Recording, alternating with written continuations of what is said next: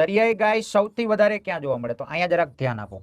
દરિયાઈ ગાય સૌથી વધારે જે છે અહીંયા એક તમિલનાડુમાં એક મન્નારનો અખાત આવેલો છે. કયા રાજ્યમાં? તમિલનાડુની અંદર એક અહીંયા મન્નારનો અખાત આવેલો. આ અખાતને શું કહેવાય? મન્નારનો અખાત. આ અખાતની અંદર જે છે વધારે જોવા મળશે દરિયાઈ ગાય.